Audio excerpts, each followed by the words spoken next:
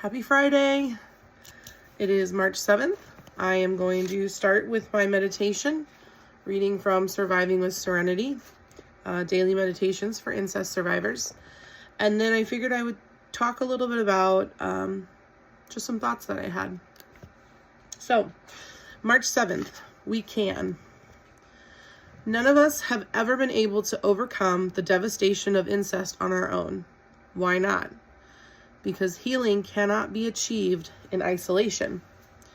Healing requires a relationship with a higher power and with other people. As children, we were powerless to prevent incest. As adults, we are powerless to recover on our own. But in reaching out to healing fellow survivors,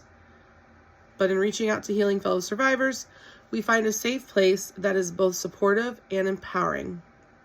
The 12 steps teach us that empowerment begins only when we first admit our powerlessness over the reality of the incest experience. However, we are not powerless to respond to it today. We can holds out the hope of healing in solidarity with other survivors. And then it ends with saying we can. And there's a lot of truth in that meditation. I think that when I started recognizing that what I was going through was impacting my daily life, I didn't know how to take care of it myself because I didn't really understand what I was coming to terms with. It was in my mid-20s, and I can remember looking at myself in the mirror in my apartment and just crying, making serious eye contact with myself. And then I started crying and I didn't understand why I was crying. And then it just kind of bubbled up inside of me and came out. And it was just it hurt. It physically hurt, it mentally hurt, it emotionally hurt. And I had always retained certain memories of what my abuser had done to me.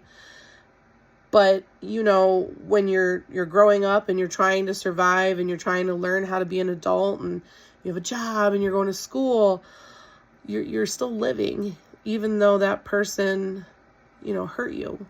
And so I couldn't do it by myself. I know I couldn't do it by myself. I had friends I had to rely on. I joined a group.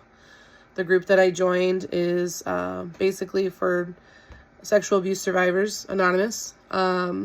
This book is part of that program, and I was in that group for several years, and it really, really helped.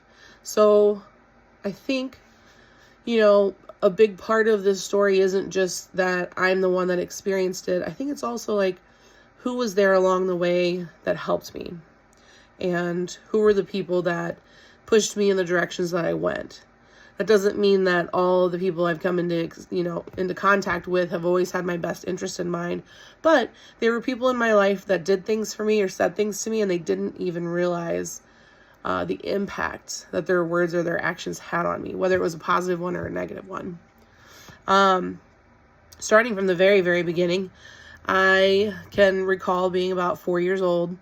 We lived in Chicago. I have very vivid memories of being 4, which is very interesting because I feel like that's so little to remember things. I don't remember a lot of the sexual abuse when I was 4. I do remember some of the physical abuse. My parents were very firm believers of hitting, and not just spanking a child with a switch or anything like that, but full-blown hitting kids. I remember also knowing what sex was. I remember it was moments where I would be a 4-year-old, but I would be acting out sexually, and very not normal things. Definitely, if I had been put into school when I was 5 years old, I'm certain of it that a professional would have noticed that there was something wrong, which is probably why we weren't put into school and we were homeschooled. So I was homeschooled my whole life, from kindergarten all the way through high school, and then by then, you're basically brainwashed into thinking the life that you're living is normal. So nobody questions anything, and they only know what they know and what they see, which is, oh, you come from this wonderful life. A lot of people looked at my parents by the time that I was old enough to have relationships and friends, and they definitely labeled them as a lot of things that they were not. Good parents, saints, raising a bunch of children. And I'm sure some of you can relate to that. I didn't just have, sexually abusing parents. I had narcissistic parents. So they loved to use us to their advantage, and they loved to brag about us in whatever way made them look better. But from 4 years old till about 6, we lived in Chicago and Kansas City. I have mainly good memories for the most part, not a lot about the abuse. And then by the time we hit 6 is when, that's when it really settled in my mind that I knew something was wrong. I was capable of recognizing that the feelings that I had and that the things that were happening were uncomfortable. But I was a 6-year-old. So obviously I wasn't capable of saying, no, that's wrong or that's bad. It was more along the lines of, ooh, this is somebody that's supposed to be loving and taking care of me and protecting me. So obviously what they're doing, even though it feels not good to me, it must be okay.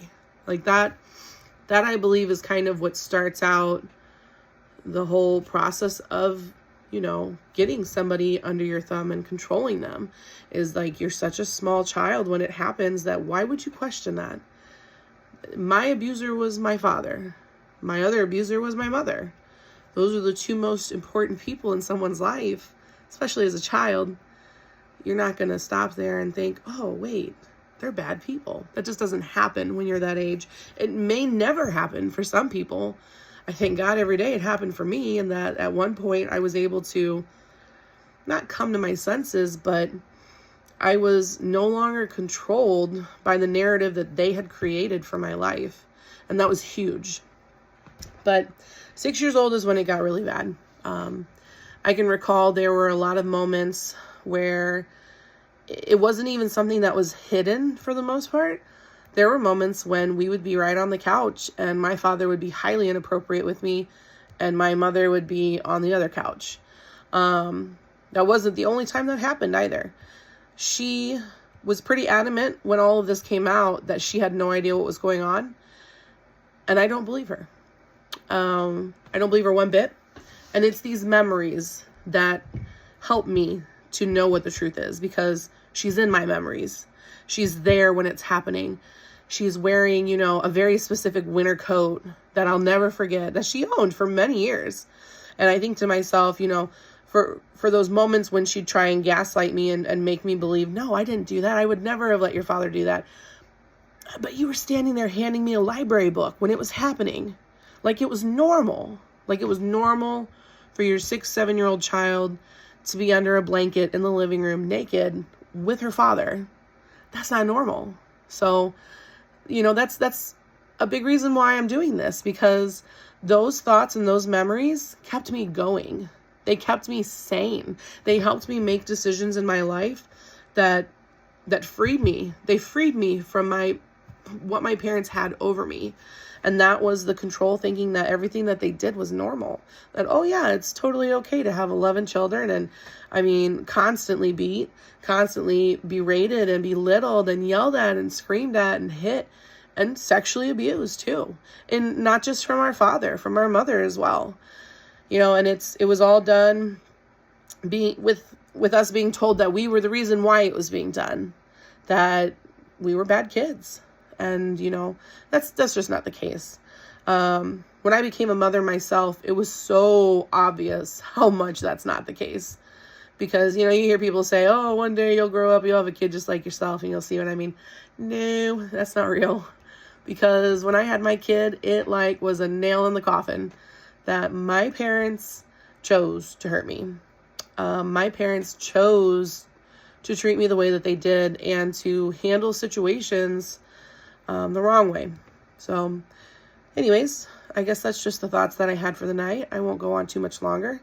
And I look forward to making more videos like this.